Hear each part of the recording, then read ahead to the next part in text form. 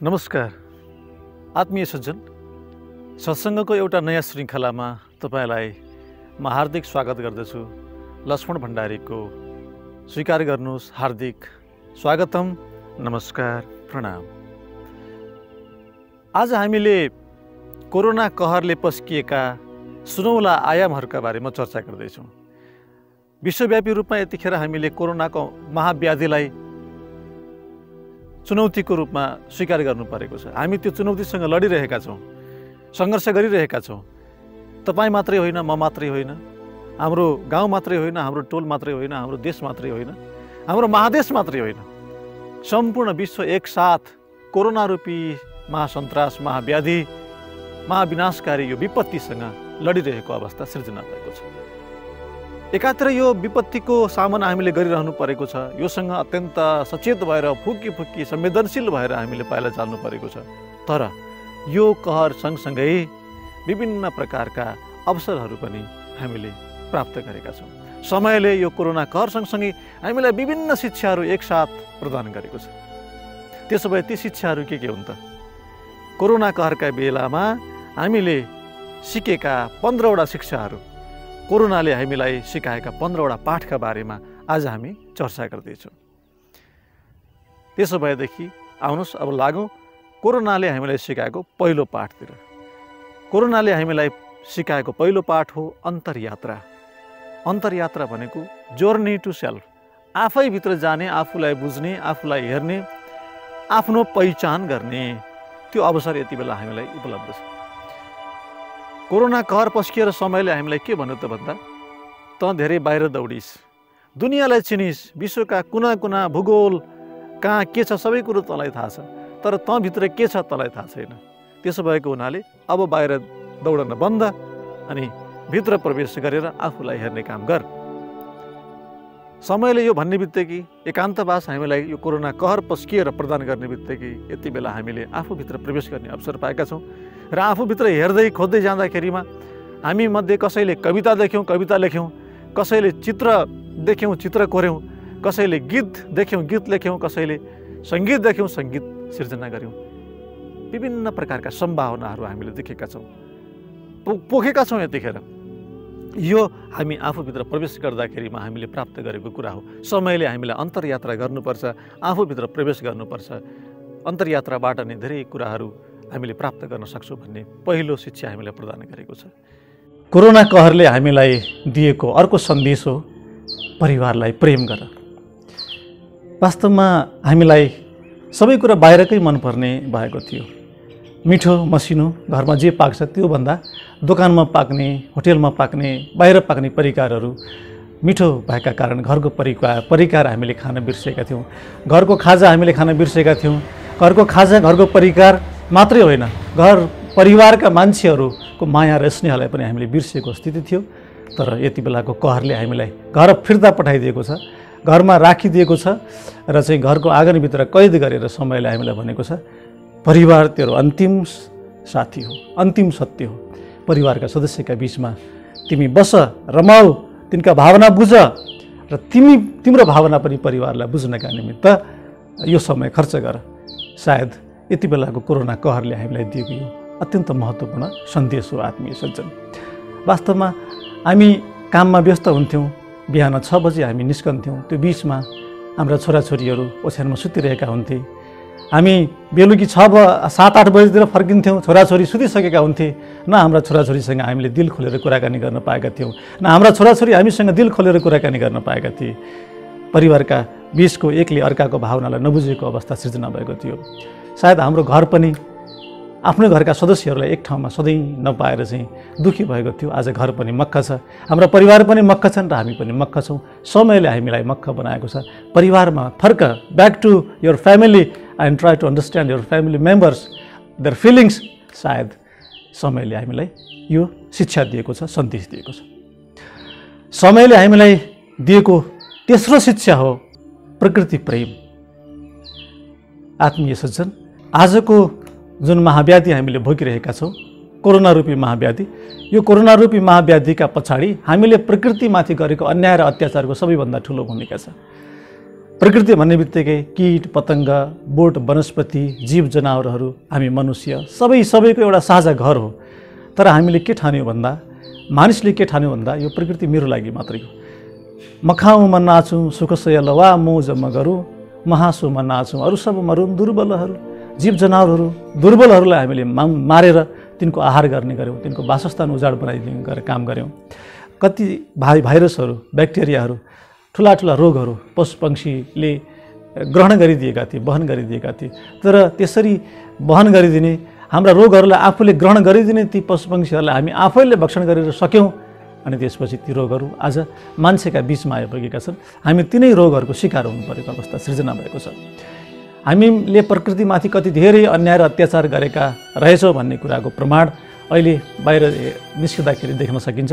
बाहिरको प्रकृति अत्यन्त सुन्दर छ, अत्यन्त भव्य छ, अत्यन्त दिव्य छ। यही प्रकृतिबाट हामीले हावा पाएका छौँ, पानी पाएका छौँ, जमिन पाएका छौँ, माटो पाएका छौँ। सारा चिजहरू यही प्रकृतिका उपज हुन्।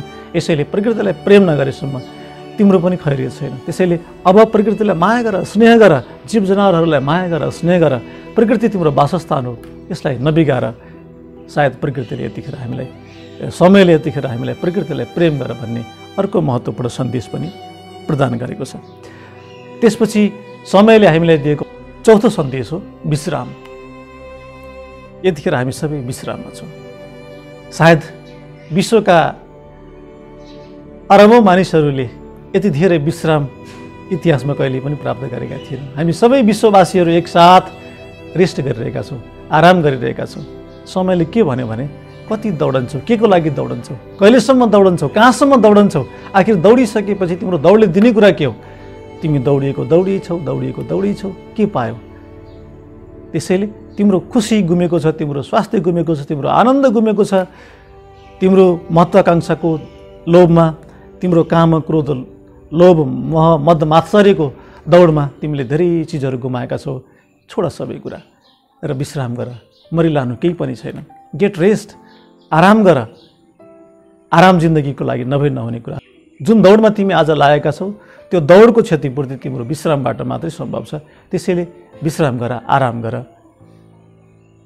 सायद समयले यतिखेर हामीलाई अर्को एउटा महत्त्वपूर्ण सन्देश दिएको छ। यति बेला हामीसँग धेरै पैसा छ, रुपैयाँ पैसाको भकारी छ, हामीसँग गाडीहरू छन्, मोटर गाडीहरू छन्, धेरै छन्। सँगसँगै हाम्रो रहर पनि छ। तर त्यो रहर भएर पनि के गर्ने, रुपैयाँ पैसा भएर पनि के गर्ने? बाहिर निस्किन पाइएको छैन, भनेको चिज खान पाइएको छैन। किनकि यो समयले हामीलाई देखाइदिएको उसको पाइनु समय कति बलियो रहेछ।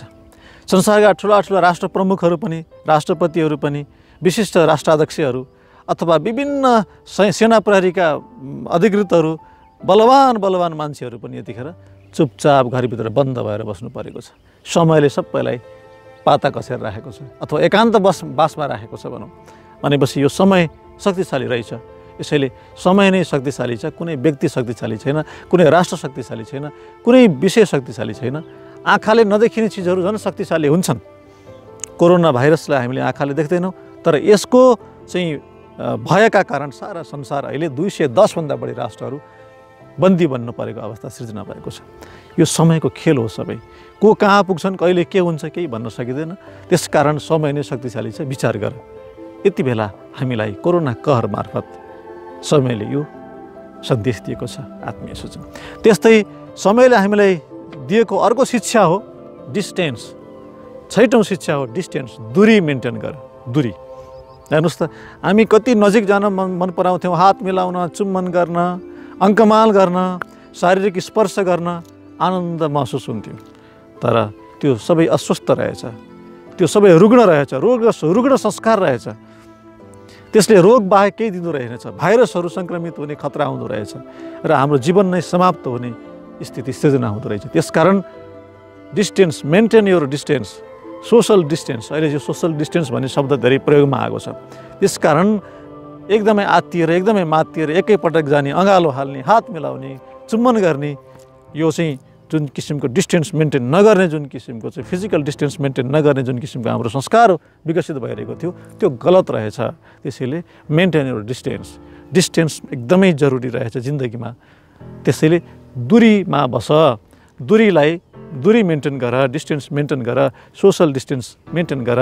हामी न कसैसँग नजिक न कसैसँग टाढा ठिक्कको चाहिँ दूरीमा रहनुपर्छ। समयले हामीलाई सिकाएको यो 6औं महत्त्वपूर्ण शिक्षा हो यति बेला।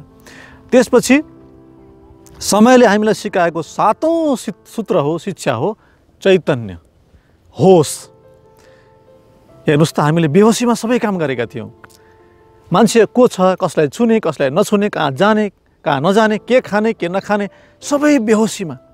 हाम्रो इन्द्रियहरूको इच्छामा काम क्रोध लोभ मोह मद मात्सर्य आदि इत्यादिको लहडमा हामी भाग्दाखेरिमा हाम्रो होस गुमेको थियो। हामी भात खाइरहेका हुन्थ्यौँ, के खाएँ स्वाद कस्तो छ थाहा हुँदैन थियो। मोबाइलमा कुराकानी गरिरहेका हुन्थ्यौँ अनि भात खाइरहेका हुन्थ्यौँ। कपडा लाउँदाखेरिमा पनि कपडा कता लागेको छ, कसरी लागेको छ, के छ, बेहोसीमै सबै कामहरू हामीले गर्ने बानी परेको थियो। त्यसकारण विभिन्न खालका रुग्ण, विभिन्न खालका चाहिँ कमजोर, स्वास्थ्य स्थिति कमजोर भएका मान्छेहरूसँग हामी हिमचिम बढाउने गर्दथ्यौँ, नजिक जाने गर्दथ्यौँ, अङ्कमाल अनि त्यसपछि चुम्बन, शारीरिक सम्बन्ध स्पर्श गर्ने गर्दथ्यौँ बेहोसीमा, काम क्रोध लोभका कारणले।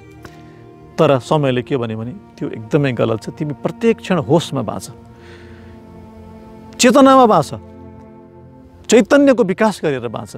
फुकी फुकी पाइला छ र होस गर। जीवनमा प्रत्येक क्षण रिस्क छ, खतरा छ। हामी सबै खतरों के खिलाडी हैं, हामी सबै खतराको खिलाडी हौँ। त्यसैले क्षण क्षणमा खतरा छ, त्यो खतरासँग चाहिँ लड्नका निमित्त सचेत हुनु जरुरी छ।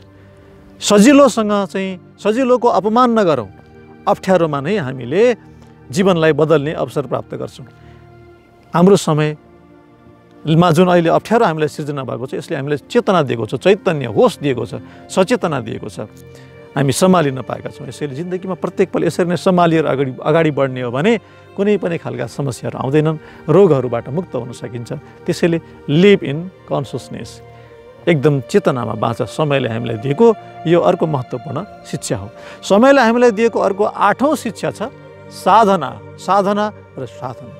साधना भनेको तपस्या। यति बेला हामीले तपस्या गरेका छौँ। गाह्रो भएको छ हामीलाई, बाहिर जान पाएका छैनौँ, मान्छेलाई भेट्न पाएका छैनौँ, विभिन्न ठाउँमा दौडन पाएका छैनौँ, खुसीले पौडन पाएका छैनौँ, होइन? विभिन्न खालको चाहिँ तनाव, एकान्तमा बस्नु पर्दाखेरिमा पीडा छटपटी भएको छ। यो साधना हो। त्यसैले समयले के भन्यो भने यो पीडालाई पनि महसुस गर, यो अप्ठ्यारोलाई पनि महसुस गर। तिमी बल्ल 1 महिना एकान्तवासमा बसेका छौ। हाम्रा ऋषि मनुष्यहरू त वर्षौँ वर्ष एकान्तवासमा बसेका हुन्थे, गुफाहरूमा, कन्दराहरूमा, पहाडहरूमा, खोलाका किनारहरूमा, नदीहरूमा, बगरहरूमा बसेर ध्यान गर्थे, साधना गर्थे, तपस्या गर्थे, चिन्तन गर्थे र उनीहरूले नयाँ नयाँ कुराहरू निकाल्थे। त्यसकारण एकान्तवास जिन्दगीको लागि अत्यन्त महत्त्वपूर्ण छ। भलै गाह्रो हुन्छ, अप्ठ्यारो हुन्छ, जटिल हुन्छ, कुनै पनि कामहरू श्रम गर्दाखेरि सजिलो हुँदैन, अप्ठ्यारै हुन्छ, तर त्यसको परिणाम भने अत्यन्त सुखद हुन्छ। आत्मीय सज्जन, हाम्री आमाले हामीलाई कति दुःख गरेर जन्माउनु भएको हुन्छ। हरेक सिर्जनाहरू अत्यन्त जटिल साधनाका र तपस्या अनि त्यागका परिणामहरू। यसैले यति बेला कोरोना कहरका बिचमा हामी बन्दी भएर यसरी बस्नु पर्दाखेरिमा हामीभित्रको प्रतिभा प्रकाशित भएको छ। यो कठोर अवस्थाले हामीलाई कसैलाई कवि बनाएको छ, कसैलाई चाहिँ चिन्तक बनाएको छ, कसैलाई प्रवक्ता बनाएको छ, कसैलाई चित्रकार बनाएको छ, कसैलाई सङ्गीतकार बनाएको छ। किनभने यो साधना, यो अप्ठ्यारो बिचमा पनि अब हामीले केही खोज्न थालेका। 8औं शिक्षा हो साधना, श्रम र त्याग। त्यस्तै कोरोना कहर पस्किएर समयले हामीलाई दिएको 9औं शिक्षा हो मितव्ययिता, पुर्याएर खर्च गर्ने शिक्षा समयले यति बेला दिएको छ हामीलाई। किनभने हामीसँग थोरै खाद्यान्न छ, थोरै अन्न छ, थोरै चिजहरू हामीसँग यतिखेर स्टकमा छन्। यो कोरोना कहरका बिचमा त्यसलाई पुरै प्रयोग गर्न जरुरी छ। समयले के भन्यो भने हेर, तिमीले आफ्नो इच्छा अनुसार एकदमै अनावश्यक तरिकाले धेरै चिज बनाएर भोजन गर्ने, धेरै चिजहरू बनाएर चाहिँ खाजा खाने, यताउति गर्ने, त्यो नगर। पुर्याएर खर्च गर, मितव्ययी बन। मितव्ययिता नै जिन्दगी हो। तिमी मितव्ययी बन्नुको अर्थ अरू खान नपाएका धेरै मान्छेहरूले चाहिँ राम्रोसँग चाहिँ आफ्नो भोजन गर्न पाउनु पनि हो। त्यसकारण हामी मितव्ययी बनौँ, थोरै खर्च गरौँ, थोरैले पुर्याउँ। समयले यति बेला हामीलाई सिकाएको यो अर्को पाठ हो। यो समस्या एकजना व्यक्तिको मात्रै समस्या बनेको छैन, 2 जनाको मात्रै होइन, एउटा देश, एउटा प्रान्त, एउटा महादेशको मात्रै समस्या नभएर विश्वव्यापी समस्या बनेको छ। अब यो विश्वव्यापी महासन्तासलाई, महाव्याधिलाई परास्त गर्नका लागि सारा विश्ववासीहरू एकीकृत हुनुपर्ने अवस्था छ, एक ठाउँ आउनुपर्ने अवस्था छ। हामीले जति हामी एकीकृत हुन्छौँ, हरेक राष्ट्रका नागरिकका बिचमा एकता, हरेक राष्ट्रका राजनीतिक पार्टीका बिचमा एकता, त्यसपछि महादेशका देशहरूका बिचमा एकता र समग्र विश्वका विभिन्न शक्तिसम्पन्न राष्ट्रहरूका बिचमा पनि एकता, यो एकताले नै यो व्याधिलाई परास्त गर्नका लागि चाहिँ यो एकताले नै यो महाव्याधिलाई परास्त गर्न बल मिल्नेछ। त्यसकारण यतिखेर फुटेर होइन, टुटेर होइन, जुटेर एकीकृत भएर तिमी अगाडि बढ, अन्यथा तिम्रो अवस्था नाजुक हुन्छ भन्ने सन्देश समयले यति बेला हामीलाई दिइरहेको छ। यति बेलाको समयले हामीलाई दिएको यो 10औं पाठ हो, एकता। समयले यति बेला हामीलाई दिएको 11औं शिक्षा हो, राष्ट्रभक्ति, देशप्रेम। यति बेला विदेशमा बसेका तमाम दाजुभाइ, नेपाली दाजुभाइ दिदीबहिनीहरूले आफ्नो देश सम्झाउनु भएको छ। उहाँलाई देशमा केही पनि छैन भन्ने लागेको थियो, तर जीवनभन्दा महत्त्वपूर्ण केही पनि रहेनछ भन्ने कुरा अहिले यति बेला बोध भएको छ। अनि अधिकांशलाई के लागेको छ भने देशमा फर्कनु पाए हुन्थ्यो, नेपाल सरकारले हाम्रो उद्धार गरे हुन्थ्यो, हामीलाई हाम्रै गाउँठाउँमा गएर बरु मर्न पाए हुन्थ्यो, कोरोना लागेर यहाँ सकिनुभन्दा, अर्काको मुलुकमा मर्नुभन्दा अथवा अर्काको मुलुकमा रहनुभन्दा हामी चाहिँ देशमै जान पाए हुन्थ्यो भन्ने खालको त्यो चेतना यति बेला विकास भएको छ। यो समयले हामीलाई दिएको नयाँ चेतना हो, नयाँ शिक्षा हो। हामीले थाहा पाएका छौँ, आटो र पिठो खाए पनि आफ्नै गाउँठाउँ पाखा पखेराहरूमा रमाउनु, बस्नु र त्यसपछि मर्नु नै जिन्दगीको उपलब्धि रहेछ। यो कुरा चाहिँ समयले यति बेला हामीलाई सिकाएको छ। विभिन्न राष्ट्रमा रहेका नेपालीहरूले, त्यहाँका राष्ट्रहरूले चाहिँ अब आफ्ना नागरिकहरूको मात्रै सुरक्षा गर्ने, अब विदेशतिरबाट आएका, विभिन्न देशबाट आएका आप्रवासी नागरिकहरूलाई चाहिँ आफ्नो आफ्नो देश फर्कनलाई उर्दी जारी गरेका छन्। विभिन्न राष्ट्रहरूले यति बेला हरेक नेपाली नागरिकलाई हाम्रो गाउँको, हाम्रो गाउँ नदीको, नालाको, यस्तै पाखा पखेराहरूको, नदी किनारहरूको याद झलझली आइरहेको छ। आत्मीय सज्जन, समयले यति बेला हामीलाई दिएको कुरा यही हो, राष्ट्रप्रेम। जननी जन्मभूमिश्च स्वर्गात् अपि गरीयसी भन्ने कुरा यति बेला अत्यन्त जबरजस्त रूपमा, अत्यन्त प्रभावकारी तरिकाले स्थापित भएको छ। समयले दिएको यो 11औं अत्यन्त महत्त्वपूर्ण सन्देश हो। आत्मीय सज्जन, कोरोना कहर पस्किएर समयले सिकाएको अर्को महत्त्वपूर्ण शिक्षा हो, 12औं महत्त्वपूर्ण शिक्षा हो, कृषि कर्म। हामीलाई यति बेला कृषि नै एक नम्बरको पेसा रहेछ, कृषि नै सबैभन्दा उत्तम र चाहिँ निर्विकल्प कर्म रहेछ भन्ने कुरा यो समयले प्रमाणित गरिदिएको छ। हामीलाई यति बेला चाहिँ यदि मसँग अलिकति जमिन हुन्थ्यो भने, 1-2 कट्ठा जमिन हुन्थ्यो भने म यो कोरोना कहरका बिचमा घरभित्र थुनिएर बस्नुभन्दा त्यहाँ अलिकति कुटो कोदालो गर्थेँ, त्यहाँ चाहिँ फुल रोप्थेँ, तरकारी रोप्थेँ भन्ने भावनाको विकास भएको छ। अब विदेशतिर बसेका तमाम दाजुभाइ दिदीबहिनीहरू, नेपाली दाजुभाइ दिदीबहिनीहरू पनि बरु आफ्नै गाउँमा गएर, पहाडमै गएर त्यसपछि कुटो कोदालो गरेर जीवन पाल्छु, म यहाँ बस्दिनँ भन्ने खालको फिलिङ गर्न थाल्नु भएको छ। अर्थात् अन्तिममा चाहिँ हामीले शुद्ध खानेकुरा खान पनि आफैले कमाउनु पर्ने रहेछ। आफ्नै खेतमा, आफ्नै बारीमा उत्पादन गरेका चिजहरू यदि हामीले भोजनको रूपमा ग्रहण गऱ्यौँ भने हामी विभिन्न खालका दुःखहरूबाट, विभिन्न खालका रोगहरूबाट, विभिन्न खालका विषादीहरूबाट, अनेक खतराहरूबाट हामी बस्न सक्ने रहेछौँ। त्यसकारण कृषि कर्म नै सबैभन्दा महत्त्वपूर्ण रहेछ चाहिँ भन्ने कुरा यति बेला समयले हामीलाई प्रमाणित गरिदिएको छ। अत्यन्त बलियो तरिकाले यो 12औं शिक्षा भयो। आत्मीय सज्जन, त्यसपछि यो समयले हामीलाई दिएको 13औं शिक्षा छ, आत्मनिर्भरता। आफैमा भर पर्ने, हामीले अर्काको भर पर्यौँ। यतिखेर नाकाबन्दी जस्तै अवस्था सिर्जना भएको छ। नाकाबन्दीका बेलामा पनि हामीले आफै आत्मनिर्भर हुनुपर्छ, आफैले कमाउनुपर्छ, आफैले विकास गर्नुपर्छ भन्ने सोचेका थियौँ। तर त्यो केही समयपछि फेरि बिर्स्यौँ र यति बेला फेरि कोरोना रूपी कहरले हामीलाई सम्झाइदिएको छ कि आफ्नै भर पर्नुपर्ने रहेछ, आफैले कमाउनु पर्ने रहेछ, तरकारी आफैले उत्पादन गर्नुपर्ने रहेछ, खाद्यान्न आफैले उत्पादन गर्नुपर्ने रहेछ। अर्थात् आफ्नै गाउँमा फर्किनुपर्ने रहेछ, आफ्नै ठाउँमा फर्किनुपर्ने रहेछ। अर्काको देशमा बसेर अर्काले बनाएको, उत्पादन गरेको चिजमा भर पर्दाखेरिमा भोकै बस्नुपर्ने अवस्था आउँदो रहेछ।